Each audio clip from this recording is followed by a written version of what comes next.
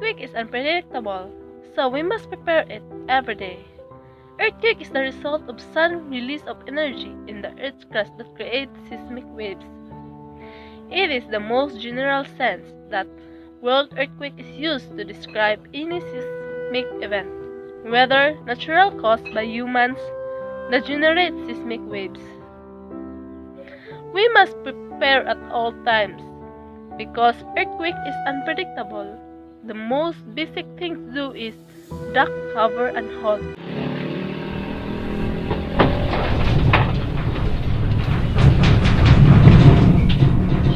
Duck under a strong table and hold on to it.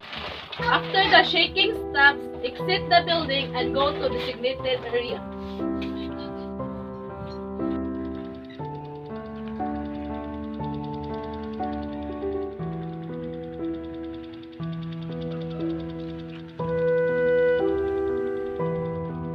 After, go to evacuation area because aftershock may occur.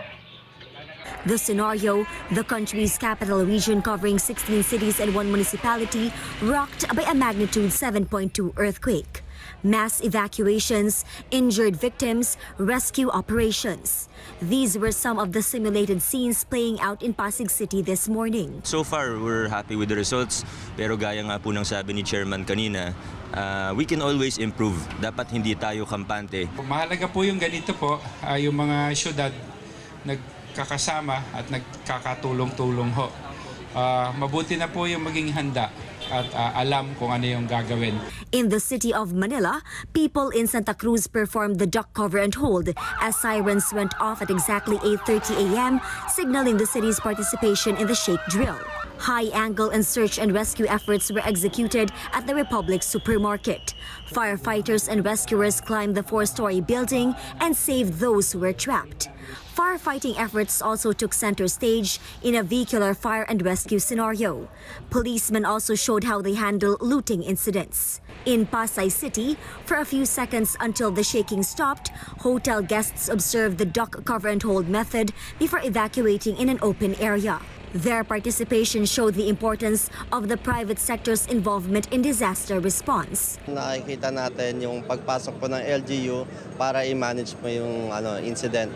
Katuwang po dito yung mga additional resources from different city, Makati, Pateros, Las Piñas, Muntinlupa, at Taguig. MMDA's Michael Salalima said this year's shake drill is more organized compared to last year's drill. The agency is happy with the increased participation of the public in the exercise. But Salalima admits there's room for improvement. Enhancing more of or having a more standardized equipment and training and coordination among the 17 LGUs. What they're saying is that it is high time that there should be at least a basic or a baseline equipment and training for all the city DRRMOs of Metro Manila. The MMDA's next shake drill will not be announced.